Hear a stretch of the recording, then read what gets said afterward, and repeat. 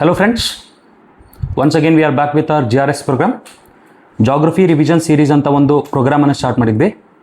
ಈ upcoming KEA ಮತ್ತು KPSC ತೊಗೊಂಬರ್ತಕ್ಕಂಥ ಎಕ್ಸಾಮ್ಸ್ಗಳಿಗೆ ಹೆಲ್ಪ್ ಆಗಲಿ ಅಂತ ನಾವು ಜಾಗ್ರಫಿ ರಿವಿಷನ್ ಸೀರೀಸನ್ನು ಮಾಡಲಿದ್ದೀವಿ.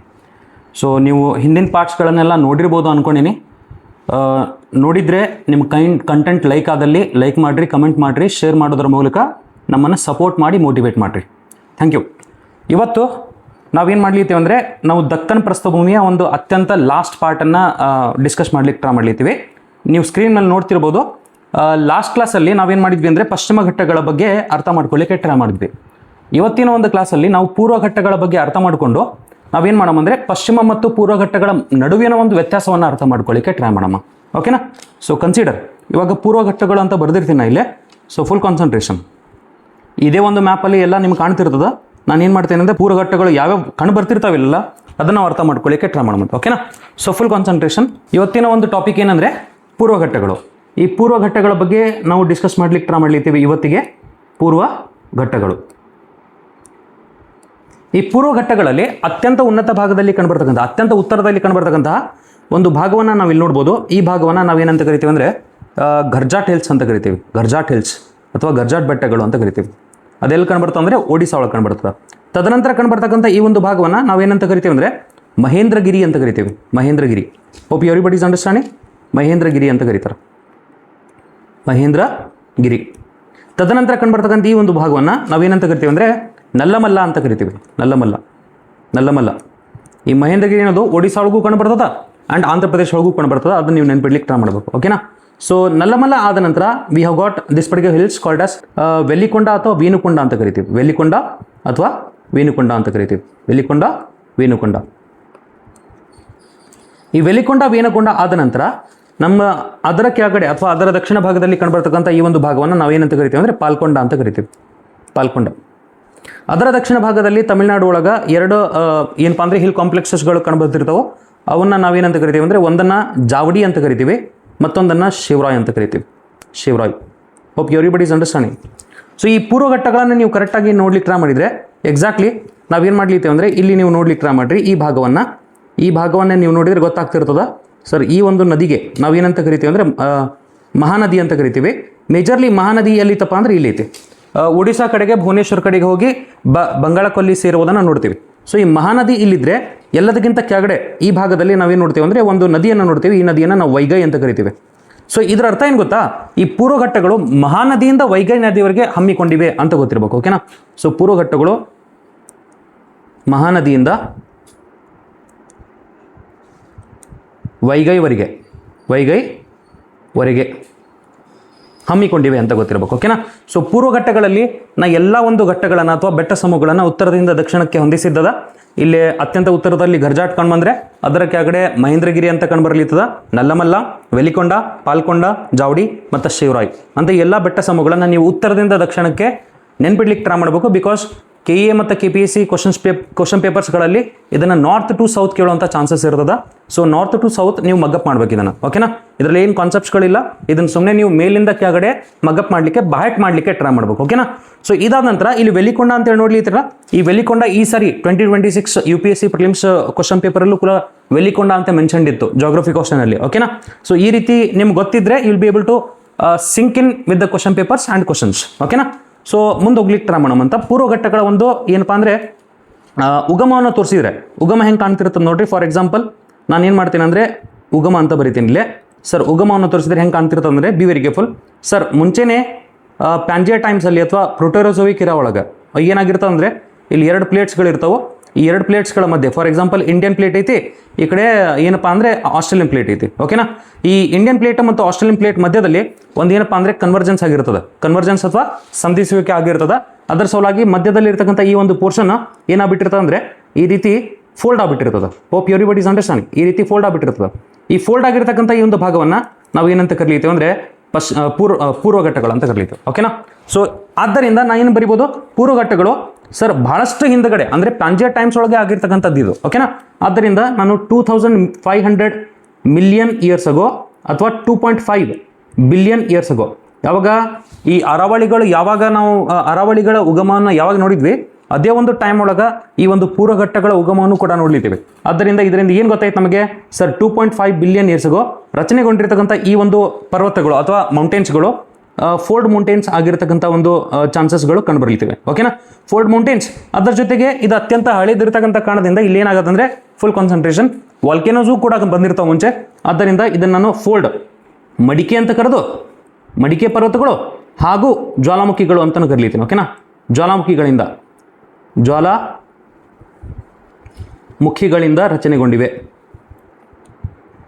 Hope everybody is understanding. ಇದು ಯಾವಾಗ ಆಗೋದಂದರೆ 2500 ಮಿಲಿಯನ್ ಇಯರ್ಸ್ ಆಗೋ ಅಥವಾ 2.5 ಬಿಲಿಯನ್ ಇಯರ್ಸ್ ಆಗೋ ಆಗಿರ್ತಕ್ಕಂಥ ಒಂದು ಮಡಿಕೆ ಪರ್ವತ. ಮಡಿಕೆ ಹೆಂಗಾಗ್ತದೆ ಅಂತ ಗೊತ್ತಿದೆ ನಿಮಗೆ. ಓಕೆನಾ, ಸೊ ಈ ರೀತಿ ಎರಡು ಪ್ಲೇಟ್ಸ್ಗಳು ಒಂದಕ್ಕೊಂದು ಸಂಧಿಸುವುದರಿಂದ ಏನಾಗ್ತದೆ, ಮಧ್ಯದಲ್ಲಿರ್ತಕ್ಕಂಥ ಈ ಒಂದು ಪೋರ್ಷನ್ ಅಪ್ಲಿಫ್ಟ್ ಆಗ್ಲಿಕ್ಕೆ ಸ್ಟಾರ್ಟ್ ಆಗ್ಬಿಡ್ತದೆ, ಹಿಂಗೆ ರೈಸ್ ಆಗ್ಲಿಕ್ಕೆ ಸ್ಟಾರ್ಟ್ ಆಗ್ಬಿಡ್ತದೆ. ರೈಸ್ ಆಯಿತು ಅಂದರೆ ಏನಾಗ್ತದೆ, ಫೋಲ್ಡ್ ಮೌಂಟೇನ್ಸ್ಗಳು ಕ್ರಿಯೇಟ್ ಆಗಿಬಿಡ್ತಾವೆ. ಅದೇ ರೀತಿ ಫೋಲ್ಡ್ ಮೌಂಟೇನ್ಸ್ಗಳು 2.5 ಬಿಲಿಯನ್ ಇಯರ್ಸ್ಗೂ ಕ್ರಿಯೇಟ್ ಆಗಿರ್ತಕ್ಕಂಥದ್ದು ನಾವು ಪೂರ್ವ ಘಟ್ಟಗಳಲ್ಲಿ ನೋಡ್ಬೋದು. ಅದರದ್ದು ನೀವು ಇದೆಲ್ಲ ಪಾರ್ಟ್ಸ್ಗಳನ್ನು ನೋಡಿದ್ರೆ ಅರ್ಥ ಆಗ್ತಿರ್ತದೆ. ಇದನ್ನೇ ನಾನೇನಾದರೂ ಈ ಎಲ್ಲ ಹಿಲ್ ಕಾಂಪ್ಲೆಕ್ಸಸ್ಗಳನ್ನು ನಾನೇನಾದರೂ ಕ್ರಾಸ್ ಸೆಕ್ಷನಲ್ಲಿ ಬೇ ಆಫ್ ಬೆಂಗಾಲಿಂದ ನೋಡ್ಲಿಕ್ಕೆ ಟ್ರೈ ಮಾಡಿದ್ದೀನಿ ಅಂದರೆ ದಕ್ಷಿಣದಿಂದ ಉತ್ತರಕ್ಕೆ ಯಾವ ರೀತಿ ಕಾಣ್ತಿರ್ತದೆ ಅದನ್ನು ಕೂಡ ಹೇಳಲಿಕ್ಕೆ ಟ್ರೈ ಮಾಡ್ತೀನಿ ಅಂತ. Full concentration. ಫಸ್ಟಿಗೆ ನಮಗೇನು ಕಂಡುಬರ್ತದೆ ಅಂದರೆ ಶಿವರಾಯ್ ಕಂಡು ಬರ್ತದೆ, ತದನಂತರ ಏನು ಕಂಡುಬರ್ತದೆ ಅಂದರೆ ಜಾವಡಿ ಕಂಡು ಬರ್ತದೆ, ತದನಂತರ ಪಾಲ್ಕೊಂಡ, ತದನಂತರ ವೆಲಿಕೊಂಡ, ತದನಂತರ ನಲ್ಲಮಲ್ಲ, ತದನಂತರ ಮಹೇಂದ್ರಗಿರಿ, ತದನಂತರ ಗರ್ಜಾಟ್. ಈ ರೀತಿ ಕಂಡುಬರ್ತಿರ್ತಾವೆ. ಇದನ್ನು ನೀವು ನೋಡಿದರೆ ನಿಮ್ಗೆ ಅರ್ಥ ಆಗ್ತಿರ್ತದೆ. ನೀವು ಲಾಸ್ಟ್ ಕ್ಲಾಸಲ್ಲಿ ನೀವೇನು ನೋಡಿರ್ತೀರಿ ಅಂದರೆ ಪಶ್ಚಿಮ ಘಟ್ಟಗಳನ್ನು ಕೂಡ ನೋಡಿರ್ತೀರಿ.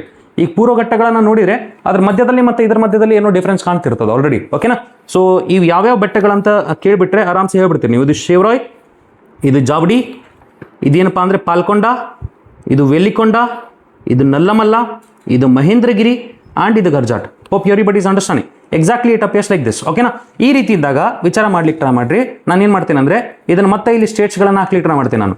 ಇಲ್ಲೇ ಎಕ್ಸಾಕ್ಟ್ಲಿ ಜಾವಡಿ ಮತ್ತು ಶಿವರಾಯ್ ಎಲ್ಲೈತೆ ಅಂದರೆ ತಮಿಳ್ನಾಡುದಾಗ ಐತಿ. ಆಮೇಲೆ ಪಾಲ್ಕೊಂಡ, ವೆಲಿಕೊಂಡ, ನಲ್ಲಮಲ್ಲ, ಮಹೇಂದ್ರಗಿರಿವರೆಗೆ ಇದನ್ನು ನಾವೇನು ನೋಡ್ತೀವಿ ಅಂದರೆ ಆಂಧ್ರ ಪ್ರದೇಶ ಒಳಗೆ ನೋಡ್ಲಿಕ್ಕೆ ಟ್ರೈ ಮಾಡ್ತೀವಿ. ಓಕೆನಾ, ಅದಾದ ನಂತರ ಗರ್ಜಾಟ್ ಏನೈತಲ್ಲ ಅದು ಒಡಿಶಾ ಒಳಗೆ ಇರ್ತದೆ ಅಂತ ಗೊತ್ತಿರಬೇಕು. ಓಕೆನಾ, ಸರ್ ಮಹೇಂದ್ರಗಿರಿ ಅದು ಒಡಿಶಾ ಒಳಗೂ ಐತಿ, ಆಂಧ್ರ ಪ್ರದೇಶ ಒಳಗೂ ಐತಿ. ಅದರ ಸಲುವಾಗಿ ನಾ ಎಕ್ಸಾಕ್ಟ್ಲಿ ಮಿಡ್ಲಲ್ಲಿ ಒಂದು ಲೈನನ್ನು ಡ್ರಾ ಮಾಡಿದ್ದದ. ಓಕೆ, ಸೊ ಇವಾಗ ನಲ್ಲಮಲ್ಲವನ್ನು ನೋಡ್ರಿ. ಈ ನಲ್ಲಮಲ್ಲ ಏನಪ್ಪಾ ಅಂದರೆ ಈ ಮ್ಯಾಪ್ ಒಳಗೆ ನೋಡಿದರೆ ಈ ನಲ್ಲಮಲ್ಲವನ್ನು ನೋಡ್ರಿ. ಈ ನಲ್ಲಮಲ್ಲ ಅರ್ಧ ತೆಲಂಗಾಣದಾಗೈತಿ. ಆದ್ದರಿಂದ ನಾ ಏನು ಮಾಡ್ತೀನಿ ಅಂದರೆ ಈ ಅರ್ಧ ತೆಲಂಗಾಣದಾಗ ಇರ್ತಕ್ಕಂಥ ಈ ಒಂದು ಭಾಗವನ್ನು ನಾನು ನಲ್ಲಮಲ್ಲ ಎಕ್ಸಾಕ್ಟ್ಲಿ ತೆಲಂಗಾಣ ಅಂತಲೂ ಬರಿತೀನಿ. ಓಕೆನಾ, ಸೊ ತೆಲಂಗಾಣ ಅಂತಲೂ ಬರಿತೀನಿ. ಸೊ ಇದ್ರ ಮೂಲಕ ಏನು ಗೊತ್ತಾಯಿತು ನನಗೆ ಸರ್, ಈ ಒಂದು ಪೂರ್ವ ಘಟ್ಟಗಳು 4 ರಾಜ್ಯಗಳಲ್ಲಿ ಪ್ರಮುಖವಾಗಿ ಕಂಡುಬರ್ತಕ್ಕಂತಹ ಏನು ಘಟ್ಟಗಳು ಅಥವಾ ಉನ್ನತ ಪ್ರದೇಶಗಳು ಅಂತ ಗೊತ್ತಾಗ್ತವೆ. ಸರ್ 4 ರಾಜ್ಯಗಳು ಯಾವ್ಯಾವು? Tamil Nadu, sir Andhra Pradesh, sir Telangana and Odisha ಅಂತ ಗೊತ್ತಾಯಿತು. ಸರ್ ಇದೇ ಒಂದು ಕ್ರಾಸ್ ಸೆಕ್ಷನಲ್ ಡೈಗ್ರಾಮನ್ನು ನೋಡಿದರೆ ಈ ಒಂದು ಪೂರ್ವ ಘಟ್ಟಗಳ ಅತ್ಯಂತ ಎತ್ತರವಾದ ಒಂದು ಶಿಖರ ಎಲ್ಲಿ ಕಂಡುಬರ್ತಿರ್ಬೋದು ಅಂದರೆ 100% ಮಹೇಂದ್ರಗಿರಿ ಒಳಗೆ ಕಂಡುಬರ್ತಕ್ಕಂಥ ಒಂದು ಚಾನ್ಸಸ್ ಅದ. ಆದ್ದರಿಂದ ಇಲ್ಲಿ ನಾನು ಮಹೇಂದ್ರಗಿರಿ ಮೇಲೆ ನಾನು 2 ಪೀಕ್ಸ್ಗಳನ್ನು ಬರಿತೀನಿ. ಆ 2 ಪೀಕ್ಸ್ಗಳನ್ನು ಸೋರ್ಸಸ್ ಪ್ರಕಾರ ಸ್ವಲ್ಪ ಚೇಂಜ್ ಆಗ್ತಿರ್ತಾವೆ. NCERT ಒಳಗೆ ಈ ಒಂದು ಹೈಯೆಸ್ಟ್ ಪೀಕನ್ನು ನಾವು ಆರ್ಮಕೊಂಡ ಅಂತ ನೋಡಿದರೆ, ಇವಾಗ ಗೂಗಲ್ ಮತ್ತು ಆರ್ಟಿಫಿಷಿಯಲ್ ಇಂಟೆಲಿಜೆನ್ಸ್ ಏನು ChatGPTs ಇರ್ತಾವೋ ಅದರಲ್ಲಿ ಜಿಂದಾಗಢ ಅಂತ ಕೊಟ್ಟಿರ್ತಾರೆ. ಸೊ NCERT ಪ್ರಕಾರನೇ ಹೋಗ್ಬಿಡಮಂತ. ಯಾಕಂದರೆ ಸಮ್ಟೈಮ್ಸ್ ಆರ್ಮಕೊಂಡ ಅವನ್ನ ಅಲ್ಲಿ ಲೋಕಲಿ ಏನಂತ ಕರೀತಾನೆ, ಜಿಂದಾಗಢ ಅಂತ ಕರೀತಾರೆ. So both the terms are very similar to one another and ಒಂದೇ ಪ್ಲೇಸಲ್ಲಿ ಇರತಕ್ಕಂಥ ಕಾರಣದಿಂದ ಕೆಲವೊಂದ್ಸಲ ಅದನ್ನು ಆರ್ಮಕೊಂಡ ಅಂತ ಕರೀತಾರ, ಕೆಲವೊಂದ್ಸಲ ಅದನ್ನು ಜಿಂದಾಗಢ ಅಂತ ಕರೀತಾರ, ಇನ್ನೊಂದ್ಸಲ ಅದನ್ನು ಸೀತಮ್ಮಕೊಂಡ ಅಂತಲೂ ಕರೀತಾರೆ. Hope everybody is understanding. So ಇವೆಲ್ಲ ಇಲ್ಲೇ ಅದಾವ ಅನ್ಕೊಟ್ರಿ ಪೀಕ್ಸ್ಗಳು. ಆದ್ದರಿಂದ ನಾನು ಏನು ಮಾಡ್ತೀನಿ ಅಂದರೆ ಇಲ್ಲಿ ಆರ್ಮಕೊಂಡ ಅಂತ ಬರಿತೀನಿ, ಆರ್ಮಕೊಂಡ ಅಂತ ಬರದೆ ಅದರ ಕೆಳಗಡೆ ಜಿಂದಾಗಢ ಅಂತ ಬರಿತೀನಿ. ಜಿಂದಾಗಢ, ಈ ಆರ್ಮಕೊಂಡ ಜಿಂದಾಗಢನ ಸೀತಮ್ಮಕೊಂಡ ಅಂತಲೂ ಕರೀತಾರೆ. ಅದು ಕೂಡ ಗೊತ್ತಿರ್ಬೇಕು ನಿಮಗೆ. ನಾನು ಏನು ಮಾಡ್ತೀನಿ ಅಂದರೆ ಇದ್ರದ್ದು ಹೈಟನ್ನು ಬರಲಿಕ್ಕೆ ಟ್ರೈ ಮಾಡ್ತೀನಿ ಇಲ್ಲೇ, so that you will be able to understand. ಓಕೆನಾ, ಆರ್ಮಕೊಂಡ ಹೈಟ್ ಅದ 1680 ಮೀಟರ್ಸ್. ಓಕೆನಾ, ಆಮೇಲೆ ಜಿಂದಾಗಢ ಏನೈತಲ್ಲ ಅದ್ರದ್ದು ಹೈಟ್ ಅದ 1690 ಅಥವಾ 80 ಅಂತ ಅನ್ಕೊಳ್ರಿ. ಅಲ್ಲೇ ಬಾಜುನೇ ಅದ 80 ಅಂತ ಅನ್ಕೊಳ್ರಿ. ಎರಡು ಒಂದೇ ಅವು. ಓಕೆನಾ, ಸೊ ಬಟ್ ನೀವೇನು ಮಾಡ್ತೀರಿ ಅಂದರೆ ಫಸ್ಟ್ ಒನ್ ಆರ್ಮಕೊಂಡ ಅಂತ ಅನ್ಕೊಳ್ರಿ, ಆಮೇಲೆ ಸೆಕೆಂಡ್ ಒನ್ ಏನಂತ ಅನ್ಕೋತೀರ ಅಂದರೆ ಜಿಂದಾಗಢ ಅಂತ ಅನ್ಕೊಟ್ರಿ. ಸೊ ಎರಡು ಎಲ್ಲದಾವು, ಎರಡು ಆಂಧ್ರ ಪ್ರದೇಶ ಒಳಗೆ ಇರ್ತಕ್ಕಂಥ ಅತ್ಯಂತ ಪ್ರಮುಖ ಶಿಖರಗಳು. ಓಕೆನಾ, ಸೊ ಪೂರ್ವ ಘಟ್ಟಗಳ ಅತ್ಯಂತ ಪ್ರಮುಖ ಅಥವಾ ಅತ್ಯಂತ ಎತ್ತರವಾದ ಶಿಖರ, ಪ್ರಮುಖ ಶಿಖರ ಅಂತ ಕನ್ಸಿಡರ್ ಮಾಡಿದರೆ definitely I can write it as Armakonda. Armakonda ಎಲ್ಲೈತಿದು? ಮಹೇಂದ್ರಗಿರಿ ಬೆಟ್ಟ ಸಮೂಹಗಳಲ್ಲಿ ಕಂಡುಬರ್ತಕ್ಕಂತಹ ಆಂಧ್ರ ಪ್ರದೇಶ ಒಳಗೆ ಕಂಡುಬರ್ತದ ಅಂತ ಗೊತ್ತಿರ್ಬೇಕು. ಓಕೆನಾ ಸರ್, ಎರಡನೇದು ಯಾವುದು? ಜಿಂದಾಗಢ. ಜಿಂದಾಗಢ ಅಂತ ಗೊತ್ತಿರಬೇಕು. ಓಕೆನಾ. ಸೊ ಎಲ್ಲೈತಿದ್ದು ಆಂಧ್ರ ಪ್ರದೇಶ ಒಳಗೈತಿ. ಅದ್ರ ಹೈಟನ್ನು ಕೂಡ ಬರ್ದಿದ್ದದ. You need to remember that also. Hope everybody is understanding. Exactly ಈ ಥರ ಐತಂತೆ ಗೊತ್ತಿರಬೇಕು. ಇಲ್ಲಿ ಯಾವ್ಯಾವ ಖನಿಜ ಸಂಪನ್ಮೂಲಗಳು ಕಂಡುಬರ್ತಾವೆ ಅದು ಕೂಡ ಭಾಳ ಇಂಪಾರ್ಟೆಂಟ್ ಅನ್ಕೊಳ್ರಿ ನಮಗೆ. ಸೊ ಖನಿಜ ಸಂಪನ್ಮೂಲಗಳನ್ನು ನೋಡ್ಲಿಕ್ಕೆ ಟ್ರೈ ಮಾಡ್ತೀನಿ ನಾನು. ಖನಿಜ ಸಂಪನ್ಮೂಲಗಳು ಇಲ್ಲಿ ಏನೇನು ಕಂಡುಬರ್ತಾವೆ ಅಂದರೆ ಬಾಕ್ಸೈಟ್ ಕಂಡುಬರ್ತದೆ ಸರ್, ಅಲ್ಯೂಮಿನಿಯಂ ಬಾಕ್ಸೈಟ್ ಕಂಡುಬರ್ತದ. ಅದಾದ ನಂತರ ಇಲ್ಲಿ ಏನು ಕಂಡುಬರ್ತದೆ ಅಂದರೆ ಕಬ್ಬಿಣ ಕಂಡುಬರ್ತದೆ. ಕಬ್ಬಿಣ ಆದ ನಂತರ ಇಲ್ಲಿ ಲೈಮ್ ಸ್ಟೋನ್ ಕಂಡುಬರ್ತದೆ, ಸುಣ್ಣದ ಕಲ್ಲು. ಓಕೆನಾ. ಸುಣ್ಣದ ಕಲ್ಲು ಕಂಡುಬರ್ತದೆ. ಸುಣ್ಣದ ಕಲ್ಲು ನೋಡ್ಲಿದ್ದೀವಿ. ಅದಾದ ನಂತರ ಇಲ್ಲಿ ಮ್ಯಾಂಗ್ನೀಸ್ ಕೂಡ ಕಂಡುಬರ್ತದೆ. ಓಕೆನಾ. ಸೊ ಇದನ್ನು ನೀವು ನೆನ್ಪಿಡ್ಲಿಕ್ಕೆ ಟ್ರೈ ಮಾಡಬೇಕು. ಯಾವ್ಯಾವ ಖನಿಜ ಸಂಪನ್ಮೂಲಗಳು ಪೂರ್ವಘಟ್ಟಗಳಲ್ಲಿ ಅತ್ಯಂತ ಇಂಪಾರ್ಟೆಂಟ್ ಆಗಿ ಕಂಡುಬರ್ತಿರ್ತಾವೋ ಅದು ಇಂಪಾರ್ಟೆಂಟ್ ಆಗಿಬಿಡ್ತದೆ ಅನ್ಕೊಡ್ರಿ. ಓಕೆನಾ. So full concentration. ಈ ರೀತಿ ಇದ್ದಾಗ ನಾನು ಏನು ಮಾಡ್ಲಿದ್ದೆ ಅಂದರೆ ಇವಾಗ ಇದ್ರ ನೋಡ್ರಿ ಎಲ್ಲ ಈ ಒಂದು ಪಾರ್ಟ್ಸ್ಗಳನ್ನು ನೋಡಿದರೆ ಪಶ್ಚಿಮ ಘಟ್ಟಗಳನ್ನ ಮತ್ತು ಪೂರ್ವ ಘಟ್ಟಗಳನ್ನು ಕಂಪೇರ್ ಮಾಡಿದರೆ ಈ ಎಲ್ಲ ಪಾರ್ಟ್ಸ್ಗಳು ಅನಿರಂತರವಾಗಿ ಕಂಡುಬರ್ತಿರ್ತಾವು ಅನ್ನೋ ಗೊತ್ತಿರಬೇಕು. ಓಕೆನಾ. ಯಾಕಂದರೆ ನೀವು ಇಲ್ಲಿ ನೋಡ್ತೀರಿ, ಫಾರ್ ಎಕ್ಸಾಂಪಲ್ ನಾನು ಇಲ್ಲಿ ತೋರಿಸ್ಲಿಕ್ಕೆ ಟ್ರೈ ಮಾಡ್ತೇನೆ ನಿಮಗೆ. ಪಶ್ಚಿಮ ಘಟ್ಟಗಳನ್ನು ನೀವು ನೋಡ್ರಿ, ಈ ಮ್ಯಾಪ್ ಒಳಗೆ ನೋಡಿದರೆ ಈ ಮ್ಯಾಪಲ್ಲಿ ನೀವು ನೋಡ್ಲಿಕ್ಕೆ ಟ್ರೈ ಮಾಡಿರಿ, ಪಶ್ಚಿಮ ಘಟ್ಟಗಳು ಕಂಟಿನ್ಯೂಸ್ ಆಗದವು, ಪೂರ್ವ ಘಟ್ಟಗಳು ಕಂಟಿನ್ಯೂಸ್ ಆಗಿಲ್ಲ, ನಿರಂತರವಾಗಿಲ್ಲ ಅನ್ನೋಗರ್ಥ. ಓಕೆನಾ. ಸೊ ಇದಾದ ನಂತರ ಫುಲ್ ಕಾನ್ಸಂಟ್ರೇಷನ್ ನಾವೇನು ಮಾಡ್ಬೋದು ಅಂದರೆ ಇಲ್ಲೇ ಸರ್ ಎಕ್ಸಾಕ್ಟ್ಲಿ ಇಲ್ಲೇ ಒಂದು 2 ಪ್ರಮುಖ ನದಿಗಳು ಹಾದು ಹೊಂಟಾವು. ಎಲ್ಲಿ ಈ ಒಂದು ಮ್ಯಾಪಲ್ಲಿ ನೋಡ್ಲಿಕ್ಕೆ ಟ್ರೈ ಮಾಡಿರಿ ನೀವು.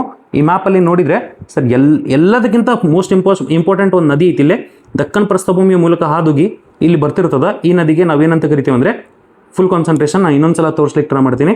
ಈ ನದಿಗೆ ನಾವೇನಂತ ಕರಿತೀವಿ ಅಂದರೆ ಗೋದಾವರಿ ಅಂತ ಕರಿತೀವಿ. ಆಮೇಲೆ ಮತ್ತೊಂದು ನದಿ ಸರ್, ಈ ನದಿಗೆ ನಾವೇನಂತ ಕರಿತೀವಿ ಅಂದರೆ ಕೃಷ್ಣ ಅಂತ ಕರಿತೀವಿ. Hope everybody is understanding. ಇನ್ನು ಮೇಲ್ಗಡೆ ಇದ್ದಿದ್ದು ಗೋದಾವರಿ, ಕೆಳಗಡೆ ಇದ್ದಿದ್ದು ಕೃಷ್ಣ.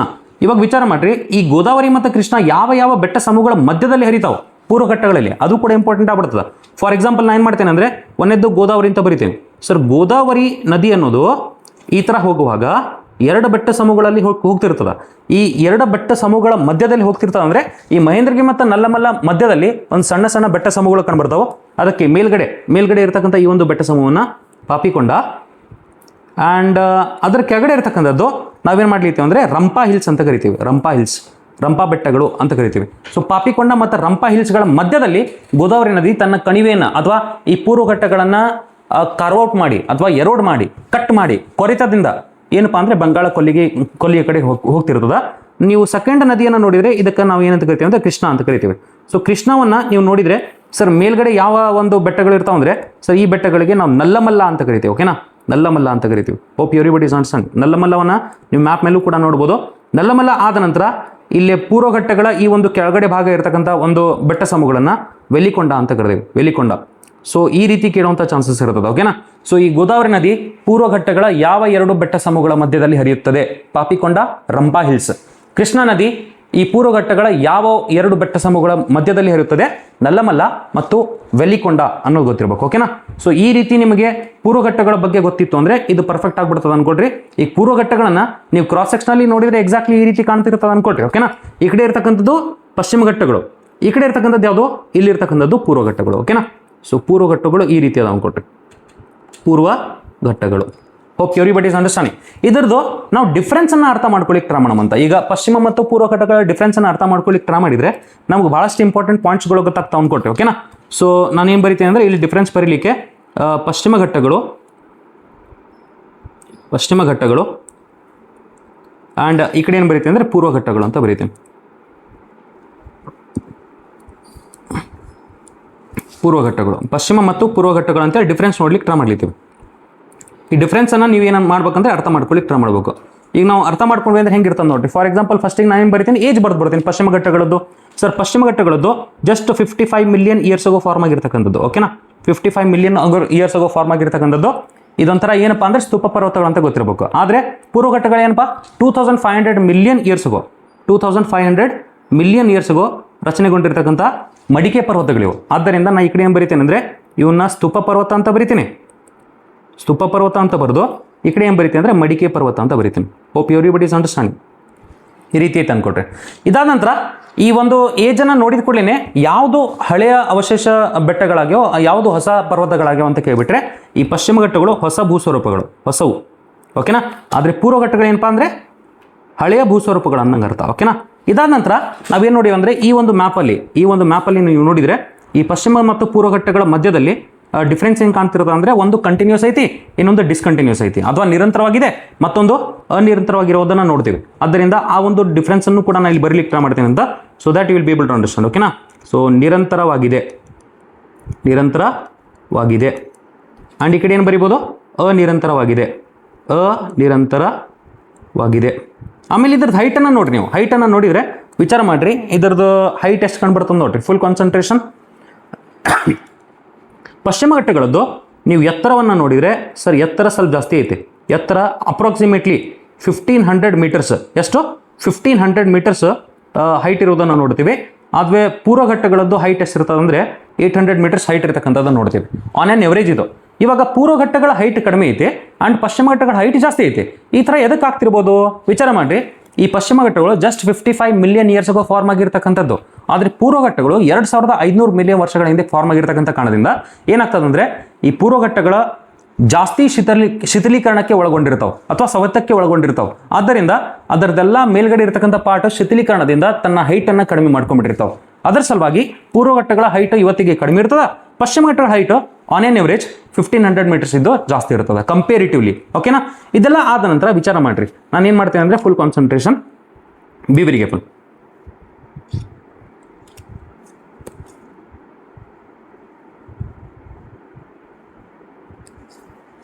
ಅರ್ಥ ಮಾಡ್ಕೊಳ್ಳಿಕ್ಕೆ ಟ್ರೈ ಮಾಡಿದ್ದನ್ನ ಫುಲ್ ಕಾನ್ಸಂಟ್ರೇಷನ್. ಇವಾಗ ನಾನು ಪಶ್ಚಿಮ ಘಟ್ಟಗಳು ಮತ್ತು ಪೂರ್ವ ಘಟ್ಟಗಳ ಹೈಟನ್ನು ಬರೆದಾದ ನಂತರ ನಾನು ಏನು ಮಾಡಲಿದ್ದೆ ಅಂದರೆ ಈ ಪೂರ್ವ ಘಟ್ಟಗಳಲ್ಲಿ ಒಂದು ಮೋಸ್ಟ್ ಇಂಪಾರ್ಟೆಂಟ್ ಪಾಯಿಂಟ್ ಏನಪ್ಪ ಅಂದರೆ ನಾವು ಇದನ್ನು ನೆನ್ಪಿಡ್ಲಿಕ್ಕೆ ಟ್ರೈ ಮಾಡಬೇಕು. It is very important. ನಾವು ಈ ಪೂರ್ವ ಘಟ್ಟಗಳಲ್ಲಿ ಮೇಲ್ಗಡೆ ಭಾಗ ಏನೈತಲ್ಲ, ಈ ಥರ ಪೂರ್ವ ಘಟ್ಟಗಳಲ್ಲಿ ಮೇಲ್ಗಡೆ ಭಾಗ ಏನೈತಿ, ಈ ಮೇಲ್ಗಡೆ ಭಾಗಗಳು ಸ್ವಲ್ಪ ಜಾಸ್ತಿ ಮಳೆಯನ್ನು ಪಡಿತಾವೆ ಅಂದ್ಕೊಟ್ರಿ. ಓಕೆನಾ? ಮೇಲ್ಗಡೆ ಭಾಗಗಳು ಅಂದರೆ ಉತ್ತರದಲ್ಲಿರ್ತಕ್ಕಂಥ ಈ ಭಾಗಗಳು ಮಳೆಯ ಪ್ರಮಾಣ ಜಾಸ್ತಿ ಪಡೆದಿದ್ದಾವೆ. ಯಾಕಂದರೆ ಈ ಒಡಿಸ್ಸಾದ ಕಡೆಗೆ ಈ ಸೈಕ್ಲೋನಿಕ್ ರೇನ್ಫಾಲ್ ಅಥವಾ ಆವರ್ತ ಮಳೆ ಆಗುವಂಥ ಚಾನ್ಸಸ್ ಜಾಸ್ತಿ ಐತಿ. ಇಲ್ಲಿ ಮಳೆ ಸ್ವಲ್ಪ ಕಡಿಮೆ ಆಗ್ತಿರ್ತದ. ಇದನ್ನು ನೀವು ಅರ್ಥ ಮಾಡ್ಕೊಳ್ಳಿಕ್ಕೆ ಟ್ರೈ ಮಾಡ್ಬೇಕು. ಓಕೆನಾ? ಪೂರ್ವ ಘಟ್ಟಗಳಲ್ಲಿ ಕಂಪೇರ್ ಮಾಡಿದರೆ ಉತ್ತರದಲ್ಲಿ ಮಳೆ ಜಾಸ್ತಿ ಬರ್ತಿರ್ತದ, ದಕ್ಷಿಣದಲ್ಲಿ ಮಳೆ ಕಡಿಮೆ ಬರ್ತಿರ್ತದೆ. ಅದನ್ನು ನೀವು ಅರ್ಥ ಮಾಡ್ಕೊಂಡ್ರೆ ನಾ ಪಶ್ಚಿಮ ಮತ್ತು ಪೂರ್ವ ಘಟ್ಟಗಳನ್ನು ಕಂಪೇರ್ ಮಾಡ್ತೇನೆ ನೋಡ್ರಿ. ಇವಾಗ ಇಲ್ಲಿ ನೀವು ನೋಡಿದರೆ ಸರ್ ಈ ಒಂದು ಭಾಗದಲ್ಲಿ ನಾನು ಏನು ಮಾಡಲಿದ್ದೆ ಅಂದರೆ ನೈಋತ್ಯ ಮಾನ್ಸೂನ್ ಮಾರುತಗಳು ಬಂದಾಗ ಈ ಪಶ್ಚಿಮ ಘಟ್ಟಗಳು ಆ ನೈಋತ್ಯ ಮಾನ್ಸೂನ್ ಮಾರುತಗಳನ್ನು ತಡೆ ಹಿಡಿತಾವೆ. ಆದರೆ ಪೂರ್ವ ಘಟ್ಟಗಳು ರೇನ್ ಶಾಡೋ ರೀಜನ್ ಅಥವಾ ಮಳೆ ನೆರಳಿನ ಪ್ರದೇಶದಲ್ಲಿದ್ದಾವೆ. ಹಾಗೂ ಏನಪ್ಪಾ ಅಂದರೆ ಈ ಪೂರ್ವ ಘಟ್ಟಗಳು ನೈಋತ್ಯ ಮಾನ್ಸೂನ್ ಮಾರುತಗಳಿಗೆ ಪ್ಯಾರಲಲ್ ಆಗದಾವೆ, ಸಮಾನಾಂತರವಾಗದಾವೆ. ಅದನ್ನು ನೀವು ಅರ್ಥ ಮಾಡ್ಕೊಳ್ಳಿಕ್ಕೆ ಟ್ರೈ ಮಾಡಬೇಕು. ಫಾರ್ ಎಕ್ಸಾಂಪಲ್ ನೋಡ್ರಿ, ನಾನು ಏನು ಹೇಳಲಿಕ್ಕೆ ಟ್ರೈ ಮಾಡ್ಲಿದ್ದೇನೆ ಅಂದರೆ ಸರ್ ಇಲ್ಲಿ ನೈಋತ್ಯ ಮಾನ್ಸೂನ್ ಮಾರುತಗಳು ಅನ್ಕೊಟ್ರಿ. ಓಕೆನಾ? ಈ ರೀತಿ ಬರ್ಲಿತಾವೆ. ಪಶ್ಚಿಮ ಘಟ್ಟಗಳು ಹೆಂಗದಾವೆ? ಈ ರೀತಿ ಅದಾವ ಅನ್ಕೊಟ್ರಿ. ಓಕೆನಾ? ಇದು ವೆಸ್ಟರ್ನ್ ಘಾಟ್ಸ್ ಪಶ್ಚಿಮ ಘಟ್ಟಗಳು. ಪೂರ್ವ ಘಟ್ಟಗಳು ಹೆಂಗದಾವ ನೋಡ್ರಿ, ಹಿಂಗದಾವ. ಅಂದರೆ ವಿಚಾರ ಮಾಡ್ರಿ, ಆಲ್ಮೋಸ್ಟ್ ಈ ನೈಋತ್ಯ ಮಾನ್ಸೂನ್ ಮಾರುತಗಳಿಗೆ ಈ ಪೂರ್ವ ಘಟ್ಟಗಳು ಸಮಾನಾಂತರವಾಗದಾವ ಅನ್ನಂಗರ್ತಾವ. ಓಕೆನಾ?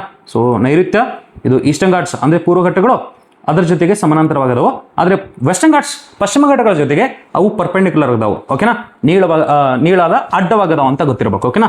So full concentration. ಸೊ ಇಲ್ಲಿ ನೈಋತ್ಯ ಮಾನ್ಸೂನ್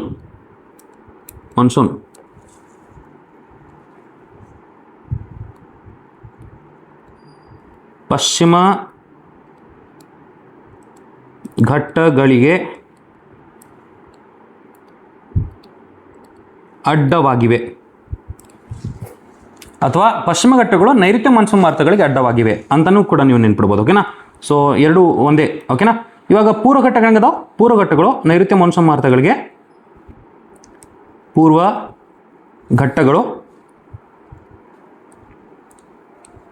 ನೈಋತ್ಯ ಮಾನ್ಸೂನ್ಗಳಿಗೆ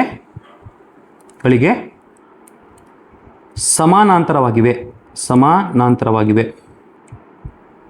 ಇದರಿಂದ ಏನು ಗೊತ್ತಾಯಿತು ಅಂದರೆ ವಿಚಾರ ಮಾಡಿರಿ. ನಾನು ಏನು ಹೇಳಲಿಕ್ಕೆ ಟ್ರೈ ಮಾಡ್ಲಿದ್ದೇನೆ ಅಂದರೆ ಸರ್ ಈ ಪಶ್ಚಿಮ ಘಟ್ಟಗಳಲ್ಲಿ ಮಳೆಯ ಪ್ರಮಾಣ ಇದರ ಕಾರಣವಾಗಿ ಜಾಸ್ತಿ ಬರ್ತಿರ್ತದೆ, ಮಳೆಯ ಪ್ರಮಾಣ ಜಾಸ್ತಿ ಇರ್ತದೆ. ಆದರೆ ಪೂರ್ವ ಘಟ್ಟಗಳಲ್ಲಿ ಮಳೆಯ ಪ್ರಮಾಣ ಸಮಾನಾಂತರವಾಗಿರ್ತಕ್ಕಂಥ ಕಾರಣದಿಂದ ಹಾಗೂ ಮಳೆ ನೆರಳಿನ ಪ್ರದೇಶದಲ್ಲಿರ್ತಕ್ಕಂಥ ಕಾರಣದಿಂದ ಮಳೆಯ ಪ್ರಮಾಣ ಕಡಿಮೆ ಬರ್ತಿರ್ತದೆ. ಇವಾಗ ವಿಚಾರ ಮಾಡಿರಿ, ಇಷ್ಟೆಲ್ಲ ಆಯಿತು ಅಂದರೆ ನಾನು ಏನು ಮಾಡ್ತೀನಿ ಅಂದರೆ ಪಶ್ಚಿಮ ಘಟ್ಟಗಳಲ್ಲಿ ಫುಲ್ ಕಾನ್ಸಂಟ್ರೇಷನ್. ಪಶ್ಚಿಮ ಘಟ್ಟಗಳಲ್ಲಿ ಮಳೆ ಜಾಸ್ತಿ ಬರ್ತಿರ್ತಕ್ಕಂಥ ಕಾರಣದಿಂದ ಪ್ರಮುಖ ನದಿಗಳ ಉಗಮವನ್ನು ಕೂಡ ನೋಡ್ಬೋದು. ಪ್ರಮುಖ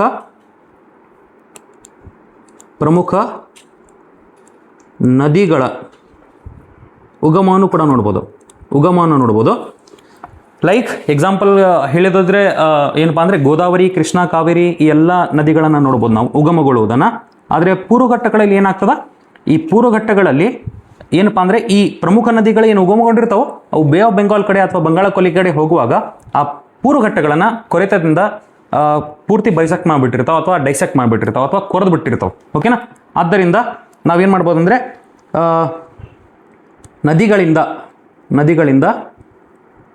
ಕೊರೆತ ಅಂತ ಬರ್ತಿರ್ತೀವಿ. ಓಕೆನಾ ಸರ್? ಪೂರ್ವ ಘಟ್ಟಗಳು ನದಿಗಳಿಂದ ಕೊರೆತಗೊಂಡಿರುವುದನ್ನು ನಾವು ನೋಡ್ಬೋದು. ಓಕೆನಾ? Hope everybody is understanding. ಈ ರೀತಿ ಐತೆ ಅಂತ ಅನ್ಕೊಳ್ರಿ. ಪಶ್ಚಿಮ ಘಟ್ಟಗಳು ಮತ್ತು ಪೂರ್ವ ಘಟ್ಟಗಳ ಮಧ್ಯದಲ್ಲಿ ಎಕ್ಸಾಕ್ಟ್ಲಿ ಈ ಡಿಫ್ರೆನ್ಸ್ ಐತಿ. ನೀವು ಶಿಖರಗಳನ್ನು ಕೂಡ ನೀವು ನೋಡಿದರೆ ಶಿಖರಗಳನ್ನು ನೀವು ನೋಡ್ಲಿಕ್ಕೆ ಟ್ರೈ ಮಾಡಿರಿ. Full concentration. ಇವಾಗ ವಿಚಾರ ಮಾಡಿರಿ, ಇಷ್ಟೆಲ್ಲ ಮಳೆ ಬಂದಿದ್ರೆ ಶಿಖರಗಳನ್ನು ನಾನು ಬರಿತೇನೆ ಅಂದರೆ ಶಿಖರಗಳು ಇಲ್ಲಿ ಬರಿತೇನೆ ಅಂತ. ಓಕೆನಾ? ಶಿಖರಗಳಲ್ಲಿ ಇಲ್ಲಿ ಮೋಸ್ಟ್ ಇಂಪಾರ್ಟೆಂಟ್ ಶಿಖರ ಕಂಡುಬರ್ತದೆ ಅನೈಮುಡಿ, ಎಲ್ಲದಕ್ಕಿಂತ ಎತ್ತರವಾದದ್ದು. ಆ್ಯಂಡ್ ಈ ಕಡೆ ಯಾವ ಶಿಖರ ಕಂಡುಬರ್ತದೆ ಅಂದರೆ ನಮಗೆ ಆಲ್ರೆಡಿ ಹೇಳಿ ನಾನು ಆರ್ಮಕೊಂಡ ಅಂಥೇಳಿ. ಓಕೆನಾ? ಆರ್ಮಕೊಂಡ ಅಥವಾ ಜಿಂದಾಗಢ ಅಂತ ಹೇಳೀನಿ. ಓಕೆ? ಸೊ ಇದಾದ ನಂತರ ಪ್ರಮುಖ ನದಿಗಳ ಉಗಮವನ್ನು ನೋಡಿವಿ, ನದಿಗಳಿಂದ ಕೊರೆತವನ್ನು ನೋಡಿವಿ, ಇಲ್ಲಿ ಮಳೆ ಪ್ರಮಾಣ ಜಾಸ್ತಿ ಮಳೆ ಪ್ರಮಾಣ ಕಡಿಮೆಯನ್ನು ನೋಡಿವಿ. ಅದರ ಜೊತೆಗೆ ನಾವೇನು ನೋಡ್ಲಿತ್ತೀವಿ ಅಂದರೆ ಮಳೆ ಪ್ರಮಾಣ ಜಾಸ್ತಿ ಇರತಕ್ಕಂಥ ಕಾರಣದಿಂದ ಇಲ್ಲಿ ಸಸ್ಯವರ್ಗಗಳ ಒಂದು ಡೆನ್ಸಿಟಿ ಅಥವಾ ಸಾಂದ್ರತೆ ಜಾಸ್ತಿ ಇರ್ತದೆ, ಹಾಗೂ ಜೀವ ವೈವಿಧ್ಯತೆ ಜಾಸ್ತಿ ಇರ್ತದೆ ಪಶ್ಚಿಮ ಘಟ್ಟಗಳಲ್ಲಿ. ಅದನ್ನು ನಾವು ಬಯೋಡೈವರ್ಸಿಟಿ ಅಂತ ಕರಿತೀವಿ. ಬಯೋಡೈವರ್ಸಿಟಿ ಜಾಸ್ತಿ ಇರ್ತದೆ, ಆ ಕಡೆ ಏನಿರ್ತದೆ ಅಂದರೆ ಬಯೋಡೈವರ್ಸಿಟಿ ಕಡಿಮೆ ಇರ್ತದೆ. Hope everybody is understanding. This is very important difference in between western Ghats and eastern Ghats that we need to understand about. ಓಕೆನಾ?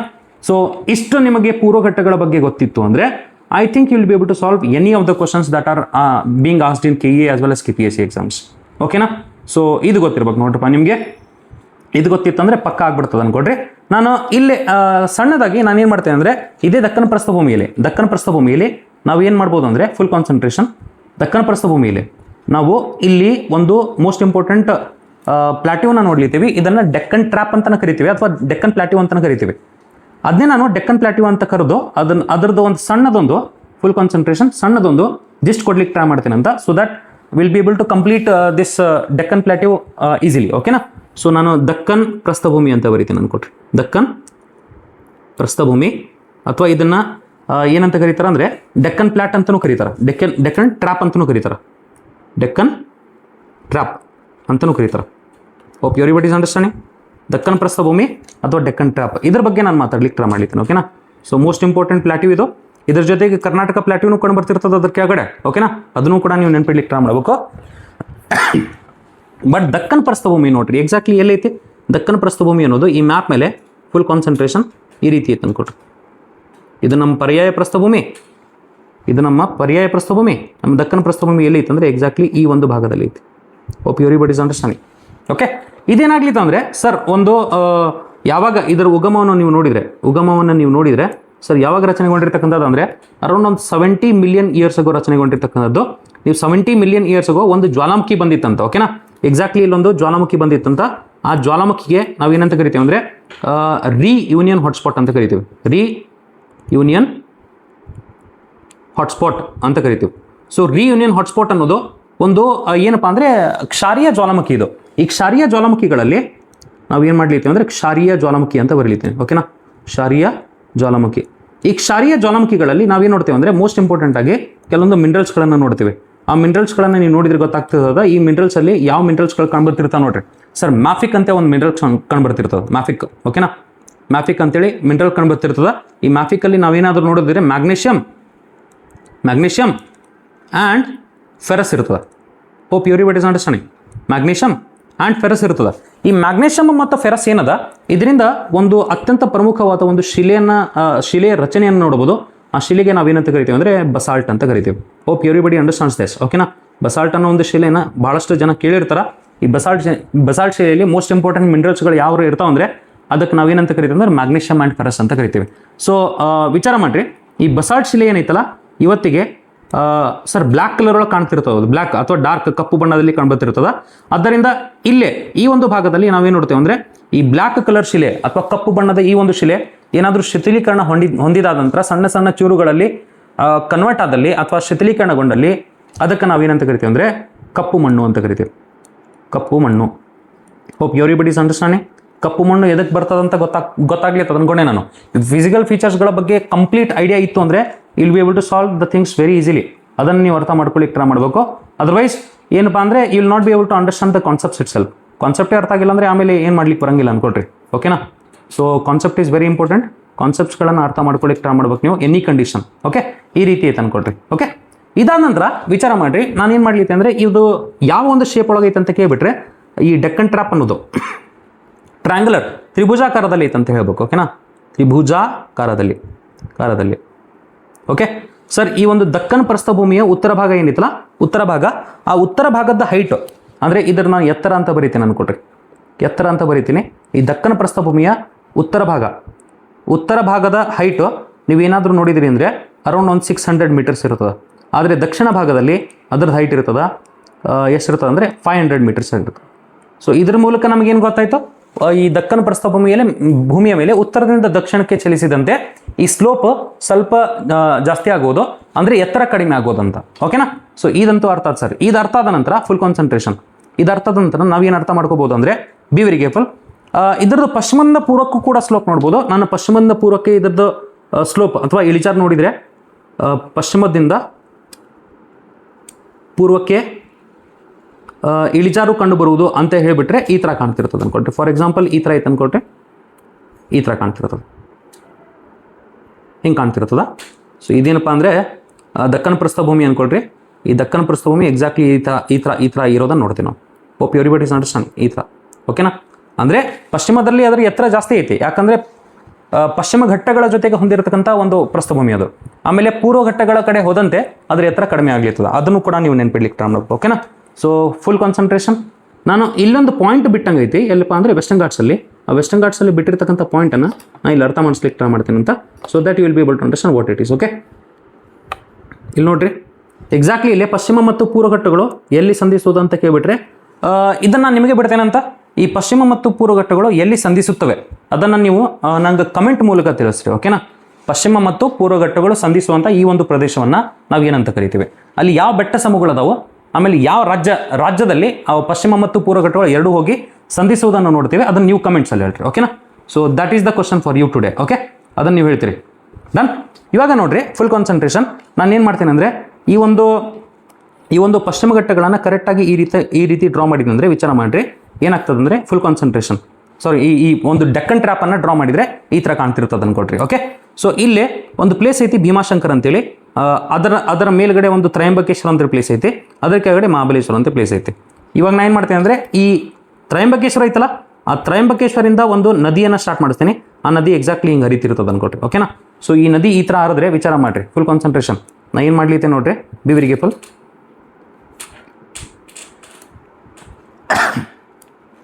ಈ ನದಿಗೆ ನಾವು ಗೋದಾವರಿ ಅಂತ ಕರಿತೀವಿ, ಗೋದಾವರಿ ನದಿ ಅಂತ ಕರಿತೀವಿ. Hope everybody is understanding. ಈ ಗೋದಾವರಿ ನದಿಯ ಉತ್ತರ ಭಾಗದಲ್ಲಿ ಈ ಒಂದು ಭಾಗದಲ್ಲಿ ನಾವೇನು ನೋಡ್ತೀವಿ ಅಂದರೆ ಒಂದು ಬೆಟ್ಟ ಸಮೂಹವನ್ನು ನೋಡ್ತೀವಿ. ಈ ಬೆಟ್ಟ ಸಮೂಹಗಳಿಗೆ ನಾವೇನಂತ ಕರಿತೀವಿ ಅಂದರೆ ಅಜಂತಾ ಅಂತ ಕರಿತೀವಿ. Hope everybody is understanding. Ajanta, Ellora ಅಂತ ಬೆಟ್ಟಗಳನ್ನು ಕೇಳಿರ್ತೀರಿ ನೀವು. ಇದು ಬುದ್ಧಿಸ್ಟ್ ಏನಪ್ಪ ಅಂದರೆ ಬುದ್ಧಿಸ್ಟ್ ಕೇವ್ಸ್ಗಳಿಗೆ ಎಲ್ಲದಕ್ಕಿಂತ ಜಾಸ್ತಿ ಇಂಪಾರ್ಟೆಂಟ್ ಅನ್ನೋದು ಗೊತ್ತಿರಬೇಕು. ಅದರ ಜೊತೆಗೆ ಈ ಅಜಂತಾದ ದಕ್ಷಿಣ ಭಾಗದಲ್ಲಿ ಅಥವಾ ಪಶ್ಚಿಮ ಭಾಗದಲ್ಲಿ ನಾವು ಇನ್ನೊಂದು ಬೆಟ್ಟ ಸಮೂಹ ನೋಡ್ತೀವಿ. ಇದನ್ನು ಸತ್ಮಾಲಾ ಅಂತ ಕರಿಬೋದು, ಸತ್ಮಾಲಾ. ಓಕೆನಾ. ಈ ಗೋದಾವರಿಯ ದಕ್ಷಿಣ ಭಾಗದಲ್ಲಿ ನಾವು ಮತ್ತೊಂದು ಬೆಟ್ಟ ಸಮೂಹವನ್ನು ನೋಡ್ಬೋದು, ಇದನ್ನು ಹರಿಶ್ಚಂದ್ರ ಅಂತ ಕರೀತಾರೆ. ಓಕೆನಾ, ಹರಿಶ್ಚಂದ್ರ ಬೆಟ್ಟ ಸಮೂಹಗಳು ಅಂತ ಕರೀತಾರೆ. ಎಲ್ಲ ಮಹಾರಾಷ್ಟ್ರದಲ್ಲಿಯೇ ಹರಿಶ್ಚಂದ್ರ ಆದ ನಂತರ ಅದರ ಕೆಳಗಡೆ ಭಾಗದಲ್ಲಿ ಅಥವಾ ಪೂರ್ವ ಭಾಗದಲ್ಲಿ ಇನ್ನೊಂದನ್ನು ನೋಡ್ಬೋದು, ಬಾಲ್ಘಾಟ್ ಅಂತೇಳಿ ನೋಡ್ಬೋದು. ಓಕೆನಾ, ಸೊ ಈ ಬಾಲ್ಘಾಟ್, ಹರಿಶ್ಚಂದ್ರ, ಅಜಂತಾ, ಸತ್ಮಾಲಾ ಅನ್ನೋ ಈ ಎಲ್ಲ ಬೆಟ್ಟ ಸಮೂಹಗಳನ್ನು ನೀವೇನು ನೋಡ್ಬೋದು ಅಂದರೆ ಡೆಕ್ಕನ್ ಟ್ರ್ಯಾಪಲ್ಲಿ ಮೋಸ್ಟ್ ಇಂಪಾರ್ಟೆಂಟ್ ಆಗಿ ಈ ಗೋದಾವರಿ ನದಿಯ ಉತ್ತರ ಮತ್ತು ದಕ್ಷಿಣ ಭಾಗದಲ್ಲಿ ನೋಡ್ಬೋದು. ಈ ಗೋದಾವರಿ ನದಿಯ ಯಾವ ಬೆಟ್ಟ ಸಮೂಹಗಳ ಮಧ್ಯದಲ್ಲಿ ಒಂದು ರಿಫ್ಟ್ ವ್ಯಾಲಿಯನ್ನು ಅಥವಾ ಸೀಳು ಕಣಿವೆಯನ್ನು ರಚನೆ ಮಾಡೋದಂತ ಕೇಳಿಬಿಟ್ರೆ ಸತ್ಮಾಲಾ, ಅಜಂತಾ ಉತ್ತರದಲ್ಲಿ, ಹರಿಶ್ಚಂದ್ರ ಮತ್ತು ಬಾಲ್ಘಾಟ್ ದಕ್ಷಿಣದಲ್ಲಿ. ಇದನ್ನೇ ನೀವು ಮ್ಯಾಪ್ ಮೇಲೆ ನೋಡಿದ್ರೆ ಈ ರೀತಿ ಕಾಣ್ತಿರ್ತದೆ ಅನ್ಕೊಟ್ರಿ. ಇಲ್ಲಿ ಮೇಲ್ಗಡೆ ಅಜಂತಾ ಇರ್ತದ, ಆ್ಯಂಡ್ ಇಲ್ಲಿ ಏನಿರ್ತದೆ ಅಂದರೆ ಸತ್ಮಾಲಾ ಇರ್ತದ, ಇಲ್ಲಿ ಏನಿರ್ತದೆ ಅಂದರೆ ಹರಿಶ್ಚಂದ್ರ ಇರ್ತದ, ಆ್ಯಂಡ್ ಇಲ್ಲಿ ಏನಿರ್ತದೆ ಅಂದರೆ ಬಾಲ್ಘಾಟ್ ಇರ್ತದ. Hope everybody is understanding. ಅದರ ಮಧ್ಯದಲ್ಲಿ ನೀವೇನು ನೋಡ್ಬೋದು ಅಂದರೆ ಈ ಒಂದು ನದಿಯನ್ನು ನೋಡ್ಬೋದು. ಯಾವ ನದಿ ಇದು? ಗೋದಾವರಿ ನದಿ. ಓಕೆನಾ, ಹೋಪ್ ಎವ್ರಿಬಡಿ ಇಸ್ ಅಂಡರ್ಸ್ಟ್ಯಾಂಡಿಂಗ್.